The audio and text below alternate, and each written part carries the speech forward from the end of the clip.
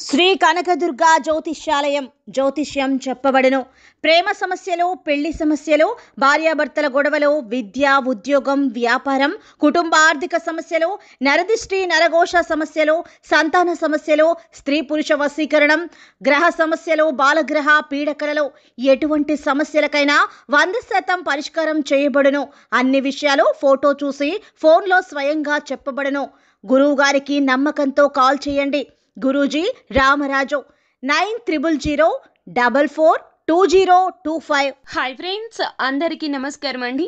మీన రాశి వారి జాతకులు ఈ రోజున చాలా అప్రమత్తంగా ఉండాలి.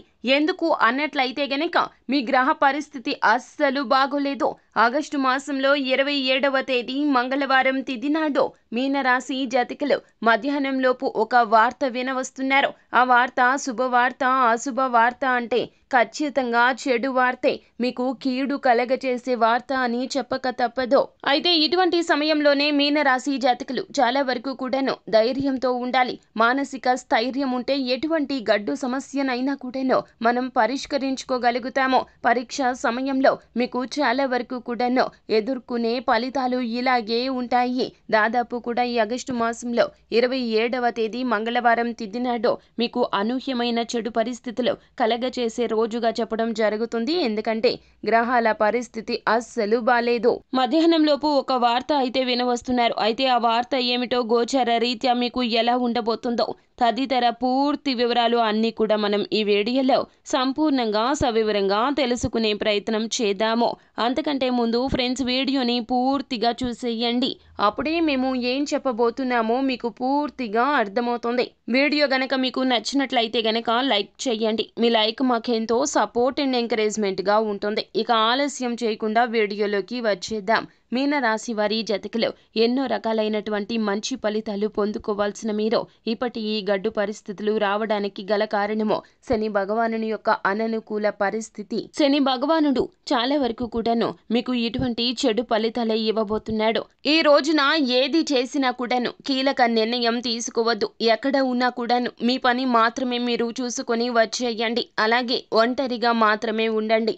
ఎవరితో ఎక్కువగా మాట్లాడవద్దు. మీరు ఎక్కువగా మాట్లాడడం అంటే మామూలుగానే మాట్లాడడం మొదలు పెడతారు, కానీ కాస్తంతసేపు మీతో మాట్లాడితే గనక ప్రతి విషయాన్ని కూడా పూసగుచ్చి ఎదుటి వారికి చెప్పేస్తూ ఉంటారు. కావున ఈ రోజున మాత్రం మధ్యాహ్నంలోపు ఈ వార్తను వింటారో మీరు స్వయంకృత అపరాధంతో చేసిన తప్పిదం ఈ రోజున ఇలా వస్తుంది. ఈ రోజున మీరు ఏం చేస్తారు అంటే గనక నలుగురితో కూర్చొని మాట్లాడుతూ ఉంటారు. మాట్లాడుతూ చాలా ఎక్కువగా చెప్పేస్తూ ఉంటారు వారికి.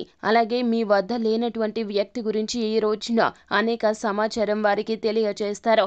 మీరు ఈ రోజున ఇలా ప్రవర్తించడమే తడవుగా శత్రువుల చేతికి ఆయుధాన్ని ఇచ్చిన వారు అవుతారు. ఉద్యోగ జీవితంలో అయితే ఆ సహోద్యోగులు మీరు ఎవరితో అయితే ఈ రోజున కూర్చొని మాట్లాడుతున్నారో వారు మీ మీద లేనిపోనివి ఇంకాస్త కల్పించి వారికి తెలియచెప్పే ప్రయత్నం చేస్తారు. తత్ఫలితంగా వారికి మీకు ఉన్నటువంటి మిత్రత్వము పోతుంది, అగాధం ఏర్పడుతుంది. పై అధికారులకు మీ మీద వారు ఇంకాస్త కలిపి జోడించి తెలియజేస్తారు. ఈ గొడవలన్నింటికీ మూల కారణమైనటువంటి మిమ్మల్ని ఉద్యోగం నుండి పై అధికారులు తప్పించే ప్రయత్నము చేస్తారు. కావున మధ్యాహ్నం లోపు ఇదే జరగబోతుంది. కావున ఈ రోజున ఎవరి విషయంలో తల దూర్చవద్దు. ఇక వ్యాపార సంబంధిత లావాదేవీల్లో కూడాను ఇలాగే జరగబోతుంది. మీరు అనుకున్నది ఒకటి, అయ్యింది ఒకటి అన్న చందాన వడివడిగా జరిగిపోతుంది. అభివృద్ధి జరుగుతుంది అనుకుంటే అక్కడి నుంచి మీకు చెడు వార్త అయితే వినవస్తూ ఉన్నారు.